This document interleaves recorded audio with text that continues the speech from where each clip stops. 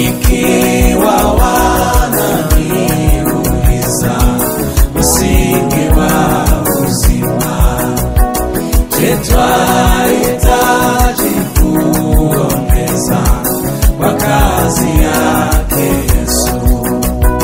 Kwa uhodari nitajibu, msingi wangu ni wangu. Bwana Yesu asifiwe sana mpendwa katika Kristo. Na kusalimu na kukubariki kwa jina la Yesu Kristo.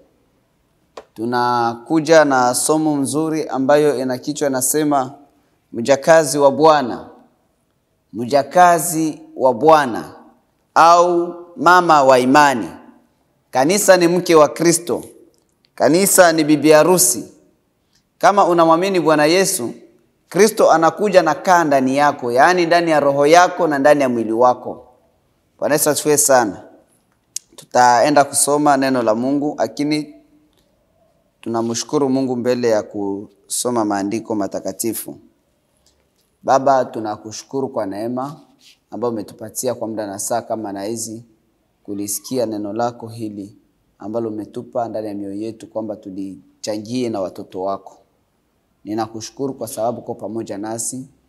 Uniwezeshe Bwana kulitoa sawa na mapenzi yako, na mwezeshe mtumishi wako, mjakazi wako ambaye anasikia, alipokee kwa moyo wa ukunjufu ili apate kujua nini unataka kwetu. Kupitia kwa jina lako Yesu. Amen. Mathayo, tutasoma katika kitabu cha Mathayo. Mathayo sura 1 na mstari wake wa 18 hadi 25. Tumesema kichwa cha neno ni mjakazi wa Bwana au mama wa imani. Tunasoma kwa jina la Yesu Kristo. Mathayo sura 1 na mstari wake wa 18 hadi 25. Kuzaliwa kwake Yesu Kristo kulikuwa hivi. Mariamu mama yake alipokuwa ameposwa na Yusufu, kabla hawajakaribiana, alionekana ana mimba kwa uweza wa Roho Mtakatifu. Naye Yusufu mumewe, kwa vile alivyokuwa mtu wa haki, asitaki kumwaibisha, aliazimu kumwacha kwa siri. Basi alipokuwa akifikiri hayo, tazama malaika wa Bwana alimtokea katika ndoto akisema, Yusufu mwana wa Daudi, usihofu kumchukua Mariamu mkeo, kwa maana mimba yake ni kwa uweza wa Roho Mtakatifu. Naye atazaa mwana, nawe utamuita jina lake Yesu, maana yeye ndiye atakayewaokoa watu wake na dhambi zao. Hayo yote yamekuwa ili ilitimie neno lililonenwa na nabii na Bwana kwa ujumbe wa nabii akisema, tazama bikira atachukua mimba, naye atazaa mwana, nao watamuita jina lake Immanuel, yaani Mungu pamoja nasi. Naye Yusufu alipoamka katika usingizi, alifanya kama malaika wa Bwana alivyomwagiza. Akamchukua mkewe, asimjue kamwe hata alipomzaa mwanawe. Akamuita jina lake Yesu. Tunaongeza katika kitabu cha Luka sura ya 1 mstari wa 38. Ndio pale kwenye kuko kichwa yetu ya neno mjakazi wa Bwana au mama wa imani. Luka sura 1 mstari wa 38. Mariamu akasema, tazama mimi ni mjakazi wa Bwana, na iwe kwangu kama alivyosema. Kisha malaika akaondoka akaenda zake. Amina. Bwana Yesu asifiwe sana mpendwa katika Kristo. Ninakukaribisha tena kulipokea neno la Mungu hili ambalo Bwana ameweka ndani ya mioyo yetu, kwamba nilichangie pamoja na wewe kwa siku ya leo. Na hapa tunatoka kusoma ni habari za Mariamu na Yusufu. Kama gesi tunavyojua, maandiko yanasema kwamba hapa kwa Mathayo sura 1 mstari wa 18 ni habari za kuzaliwa kwake Yesu gesi kulivyokuwa. Na maandiko yanasema kwamba Yusufu alikuwa amekwisha kumtolea mali Mariamu. Na katika ile hali ya kumtolea mali kulikuwa kunahitajika tu, kulikuwa kunasubiriwa ni harusi, yani kulikuwa ni maandalizi, preparation ya harusi ifanyike. Na kabla biko mwile changamoto michakato ya mapreparasio, Yusufu akakiona kitu kipya ndani ya Mariamu ambacho hakukuwa anatarajia kabisa kukiona kwa Mariamu kwa muda na saa kama na ile au siku kama na zile. Akagundua kwamba Mariamu tayari anakuwa mjamzito. Na huu ujauzito Yusufu hakujua unatokana na nini au unatokana na nani. Alihuzunika, alijiuliza maswali akakosa jibu. Akasema sasa nitaoa mwanamke mwenye iko mjamzito na hii ujauzito sio wangu. Haiwezekani. Maandiko yanasema kwamba Yusufu akaazimu ndani ya moyo wake kuachana na Mariamu kwa siri. Aliamua ndani ya moyo wake, lakini hakumwambia Mariamu kwamba ninataka kuachana na wewe.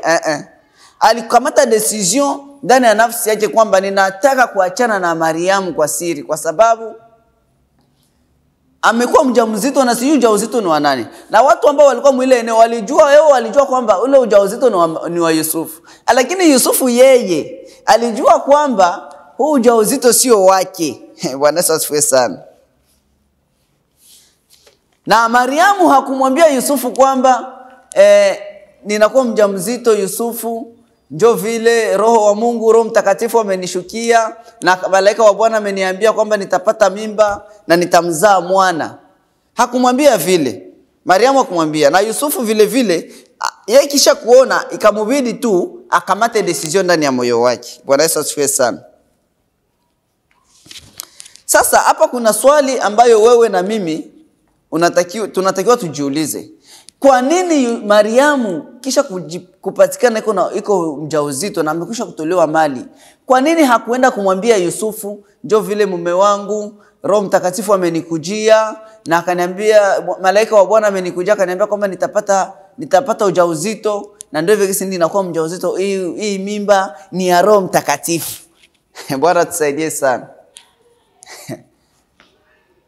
Alijua kwamba Yusufu hawezi kumuelewa. Hata wewe na mimi ndugu yangu, wewe naye nisikia size, uko napendana na binti, uko mawasiliano, umekwisha kumtolea mali, kesho ghafla tu unasikia tu au unamuona anakuwa mjamzito.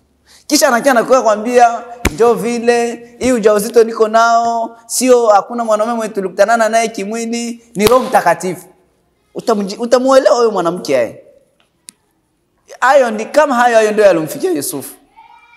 Kisha kugundua kwamba Mariamu anakuwa mjamzito, maswali mingi kamkuya, akashindwa afanye nini. Akaona nikienda kumtangaza wala kumpeleka kwa familia niwaambie mtoto wangu anakuwa mjamzito na hii mimba sio yangu, hakuna siri. Familia wengine watabakia kimya, watajulisha na bajirani na kesho namletea kesi, kwa sababu alijua kwamba katika Israeli, unajua habari, katika Israeli ukipatikana uko mjamzito ya haramu, mimba haramu, ukipatikana kwamba umezini na mwanaume ambaye sio wako, sheria ilikuwa ni kukupigwa kwa mawe na unakufa. Ukishasoma kitabu cha Yohana sura 8 mstari wa 3 pale ndio unaona Bwana Yesu wanatuletea habari kwamba Bwana Yesu anamletea mwanamke ambaye alifumaniwa na uzinzi. Wakamwambia Bwana Yesu kwamba Musa alituagiza wanawake kama hawa wapigwe kwa mawe. Bwana tusaidie. Na Yusufu alijua kwamba huyu mwanamke, hii mimba ikijulikana kwamba sio yangu, na wakijua kwamba anakuwa na mimba kinyume na sheria na gisi alitakiwa kuwa na hii mimba, atapigwa kwa mawe na atakufa. Tena italeta haibu kwetu. Ona walikuwa wanajifanya balokole, ona sasa walikuwa wanajifanya mjakazi, walikuwa wanajifanya kila siku vitambala kukichwa, kila siku binti wa Yesu, kila siku kumaombi, kila siku kanisa, hakuacha. Ona mimba, anakuwa mjamzito, anabebeshwa mimba, ikakuwa haibu. Na Yusufu kujua ile ilimfanya amfichia hiyo Mariamu siri. Na akasema hapa watu wasijue kama hii mimba sio yangu, na mie nisijiendelee kujipendekeza sana kwa huyu mwanamke juu si mwenye mimba. Dawa hapa ni kuachana na Mariamu, lakini kwa siri. Bwana Yesu asifiwe sana. Dawa hapa ni kuachana na Mariamu, lakini kwa siri. Na akakamata zile decision za kuachana na Mariamu. Kichwa ya neno, mjakazi wa Bwana au mtumishi wa Mungu. Wewe na mimi utaenda kujiuliza kama uko miongoni mwa wajakazi wa Bwana. uko Mkristo au uko mtumishi, uko kweli mtumishi wa Mungu? Bwana Yesu asifiwe sana. Sasa swali, nini lilimfanya Mariamu asiende kumsi au kumbembeleza Yusufu kwamba njoo vile Yusufu, naomba usiniache, sio mie wala sikujuana na mwanaume yoyote, ni Roho Mtakatifu? Mariamu alijua kwamba hata akienda kumwambia Yusufu hata muamini. Bwana Yesu asifiwe sana. Mariamu alijua kwamba akienda kumwambia Yusufu hata muamini. Na alijua kwamba hii mimba ambayo ninabeba, huyu mwenye ninabeba, yani Kristo mwenye ninabeba, njoo mwenye anaweza kumconvince Yusufu kusudi Yusufu amukubali. Sasa hakuna haja ya kuenda kujikomba kwa Yusufu, kwenda kumubembeleza kwamba anisikie, anielewe. Hawezi nisikia kwa sababu hakuna mtu mwanaweza akaelewa hii jambo. Mwenye anaweza kuintervenir juu hii probleme yangu ya mie kuwa na mie kuwa na hii ujauzito, mwanaweza kuintervenir, yani kumconvince Yusufu, sio mtu yeyote, sio mie Mariamu, ni Mungu ambaye amenipatia huu ujauzito. Ni Mungu ambaye amenibebesha mimba. Bwana Yesu asifiwe sana. Mjakazi wa Bwana ni Mungu tu, yeye ndo anaweza kumconvince, yani anaweza kumshawishi Yusufu kunikubali, kunichukua na kunioa. Mariamu alikuwa amekusha kupata baraka kwa Mungu ya kumpata mume, kisha miaka mingi kuomba na kufunga, Mungu nipe mume, akafunga akajitesa, na Mungu akampatia mume. Kisha kutolewa tu mali, jaribu inafika tena, anapatikana na mimba ambayo sio ya ule mume wake. Bwana Yesu asifiwe sana. Sasa cha ajabu, mume wake naye anaona ile, anahuzunika, anakamata decision ya kuachana na Mariamu. Kwa sababu ya nini? Anagundua hii mimba sio yangu. Naona Bwana Yesu asifiwe.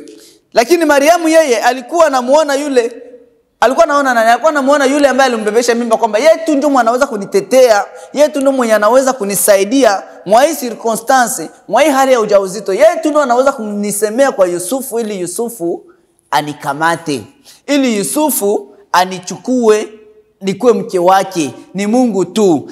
Mariamu alijua ile. Mariamu akaendelea kuwa na mawasiliano na Mungu. Probleme zake, hali yake ya ujauzito hakumpelekea Yusufu, akampelekea Mungu. Bwana, wewe ndio mwanzilishi wa tatizo yangu. Sasa hapa hivi ndakuwa mgeni wa nani? Yusufu hivi ataniacha, ndafanya nini? Akaanza kumuomba Mungu, akaanza kuongea na Mungu, akaanza kumsihi Mungu. Mungu ndio ashughulike, Mungu ndio intervenire ku probleme yake yeye na Mariamu, yeye na Yusufu. Bwana Yesu asifiwe sana. Na Mungu akashuka na Mungu akaintervenire. Wakati Mungu aliintervenire, tunasoma hapo hivyo kwamba malaika wa Bwana akamjia Yusufu akamwambia, usiogope kumchukua Mariamu. Usiogope kumchukua. Kwa sababu Mariamu, Mungu alikuwa shaona Yusufu kusha kuwa maamuzi. Na Mariamu alijua hapa hivi hakieleweki, hakitaeleweka. Usiogope kumchukua Mariamu. Huo ujauzito ni ujauzito wangu, ni mimi Bwana, mimi Mungu ambaye nilikuumba ndio nimempatia ujauzito huo. Usiogope kumchukua. Bwana Yesu asifiwe sana. Mpendwa katika Bwana, kwa nini sisi katika maprobleme zetu, wakati tunakuwa na maprobleme, wakati tunafikiwa na jambo yoyote ile na tufikia maisha yetu, tunakimbiliaga kuwaona watu wala kuwakimbilia watu? Wakati tuko na maprobleme, wakati tunapata labda jaribu fulani na tufikia maisha yetu, hatuko wa mama wa imani. Hatuwagi tunamuona Mungu. Hatuwagi tunajipenda, tunamfikiria Mungu. Hatuwagi tunajambatanisha na Mungu. Hatuwagi tunapeleka hiyo probleme zetu kwa Mungu. Mama wa imani ni nani? Mama wa imani ni mjakazi wa Bwana kama Mariamu. Ni mtu ambaye katika tatizo ambayo anapitia, katika circumstance ambayo anapitia, yeye maisha yake ya kiroho au ya kimwili haoni mtu, haoni watu, haoni ndugu yake, haoni familia yake, anaona Mungu. Bwana Yesu asifiwe sana. Mariamu alisema, ninajua kweli hii mimba itaniletea matatizo kwa Mariamu, kwa Yusufu. Najua hii mimba itaniletea maprobleme, lakini yeye aliyenipa hii mimba, yeye ndio atatatua hii probleme. Mimi sina probleme na Yusufu, niko na probleme na mwenye kunibebesha mimba. Sitaenda kujikomba kwa Yusufu, nitaenda kumpelekea mwenye kunibebesha hii mimba. Nitafatana na huyu mwenye kunipatia hii mimba, yeye ndio ashuke na intervenir hiyo probleme ambayo niko nayo ya kuachika. Bwana Yesu asifiwe sana. Kisha kufunga, kisha kuomba upate mume, Mungu anakupatia mlango ya mume ule Mungu. Anafungula mlango kwamba upatikane na mimba ambayo sio ya ule mume, juu a intervenir. Bwana Yesu asifiwe sana. Habari za Ibrahimu. Kisha kumsihi Mungu miaka mingi apate mtoto, Mungu anampa mtoto ule Mungu anamwambia wewe mtoto wako mtoe sadaka kwangu. Mama wa imani.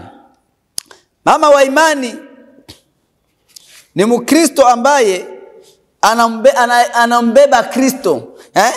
Ni yule ambaye anabeba imani ndani ya Kristo. Anatia matumaini ndani ya Kristo, ndani ya maisha yake ya kiroho au ya kimwili, katika probleme ambayo inamfikia, katika matatizo, changamoto za maisha ambazo zinamfikia. Haoni mtu, haoni watu, anamuona Kristo.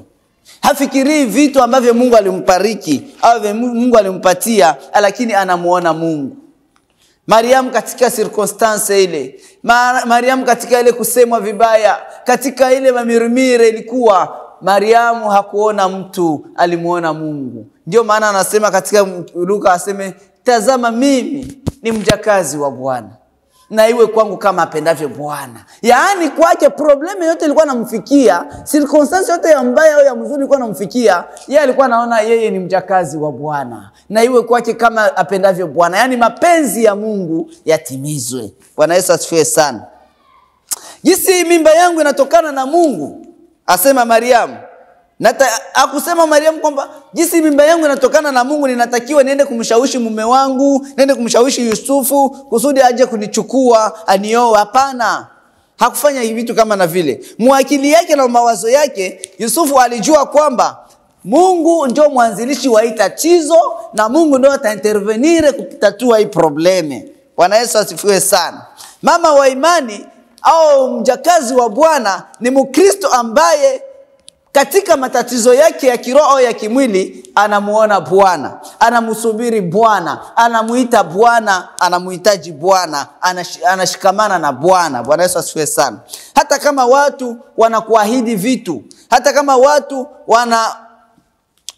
hata kama umejikuta umeajiriwa kwenye kazi, lakini ukame mnyumba yako huko mwingi, hauoni ile kazi yako, unaangalia Mungu, nisaidie nipate za rent, nisaidie nipate ya kukula, nisaidie. Hauangalii kazi. Imani yako inamuelekea Mungu. Juu unayua Mungu ndiye ataanza kuletea solution ile probleme. Lakini Mungu anapoona kwamba katika probleme yako unapitia, wewe huko unaona ndugu zako siyui, unaona kaka yako siyui mwenye ambaye yuko Ulaya, siyui unaona wazazi yako ambao wako kasiyui sehemu fulani, kwa sababu ndugu yangu fulani iko na mali, iko hivi, ndio mtaintervenire. Siyui unapokuwa maprobleme ya magonjwa, unaona ule daktari ndio daktari wa kweli, ule ndio anatunzaka. Mungu anaona roho yako inalala kwa vale katika hiyo maprobleme yako, Mungu ataintervenire, anakupatia macho.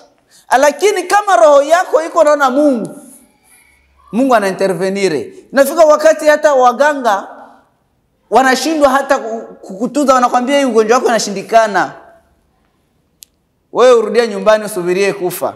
Lakini kama moyo wako unaona Mungu peke yake, kama moyo wako unamfikiria Mungu peke yako, Mungu analeta suluhisho, Mungu analeta majibu ya hiyo probleme. Bwana Yesu asifiwe sana. Mama wa imani ni yule ambaye katika majaribu au katika shida hatii matumaini yake kwa watu. Maandiko yanasema, alaaniwe mtu yule amtegemeaye mwanadamu na kumfanya mtu kuwa kinga yake. Moyoni mwake amemwacha Bwana, amemwacha Mungu. Mungu anapoona moyo wako haumwelekei katika probleme zako, katika maisha yako ya kiroho au ya kimwili, kwa kila circumstance unayopitia, ujue roho yake haina furaha na wewe. Maandiko yanasema kwamba alaaniwe mtu huyo. mama wa imani, ni Mkristo ambaye ni mjakazi wa Bwana kama Mariamu. Mariamu alikuwa na imani, Mariamu alikuwa na matumaini kwa Mungu. Mariamu alijua kumtumainia Mungu katika circumstances zote. Ikiwa wananiuliza msingi wa uzima, tetwa